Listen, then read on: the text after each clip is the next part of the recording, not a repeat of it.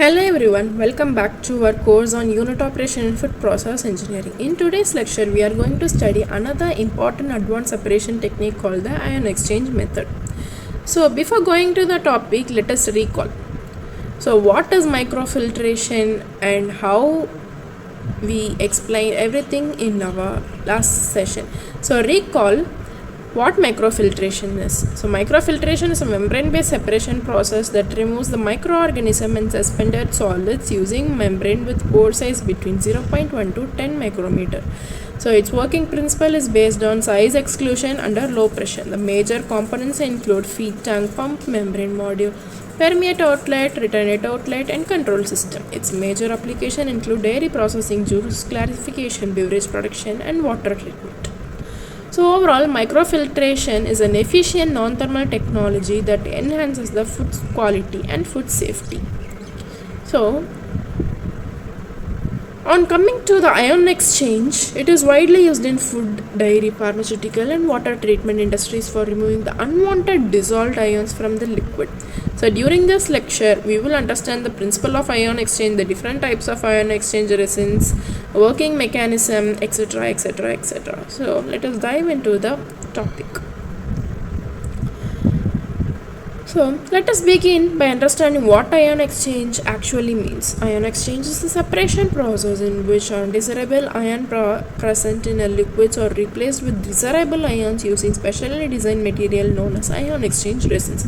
So before moving further, let us understand what an ion is. An ion is an atom or a molecule that carries an electrical charge. Positively charged ions are called cations, while negatively charged ions are called anions. For example, hot water contains calcium and magnesium ions. These ions cause scaling in boilers and processing equipments.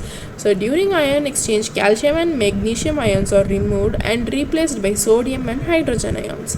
The process occurs because the resin contains an exchangeable ion attached to its surface. When the liquid comes into contact with the resin, the undesirable ions are attached to the resin and exchanged with the ions already present on the resin. So unlike filtration, ion exchange removes dissolved ions rather than the suspended particles. Therefore, it is extremely useful when high purity water or demineralized solution are required. Ion exchange resins are mainly classified into two types depending upon the type of ion they are removed. So the first type is cation ion exchange and the next one is anion ion exchange. So a cation ion resin removes positively charged ions such as calcium, magnesium ion, sodium and potassium. These resin usually contains hydrogen ion or sodium ions attached to the functional group. During operation, calcium and magnesium ion from hot water replaces the hydrogen sodium ions attached to the resin. And in the anion exchange resin, these resins remove negatively charged ions such as chloride, sulfate, nitrate, bicarbonate and phosphate ions. And anion exchange resins usually contains hydroxyl ions. When water passes through the resin, chloride and sulfate ions are exchanged with hydroxyl ion. When both cation and anion exchange resins are used together, almost all dissolved salts are removed. So this process is called demineralization or deionizing, producing highly purified waters for industrial application.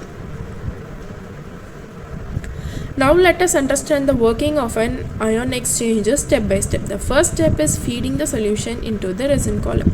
The liquid containing the dissolved ion enters a cylindrical column packed with the ion exchange resin beads. The second step is absorption of unwanted ion. As the liquid flows through the resin bed, undesirable ions such as calcium, magnesium, chloride or sulfate become attached to the functional group on the resin surface. The third step is release of desirable ions. At the same time, the resin releases hydrogen, oxygen or hydroxyl ion into the liquid to maintain the electrical neutrality. So this simultaneous exchange of ion is called the exchange reaction. Finally, the treated liquid leaves the bottom of the column. The purified solution now contains much lower concentration of the undesirable ions and can be used in food processing, boiler, feed water, beverage manufacturing or dairy processing. So after repeated use, the resin becomes exhausted because all its exchange sites become occupied. At this stage, the resin must be regenerated using chemicals such as hydrochloric acid, sulfuric acid, sodium chloride or sodium hydroxide.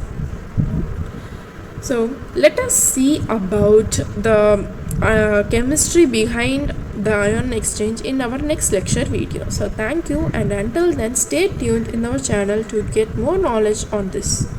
Bye, see you in my next video session.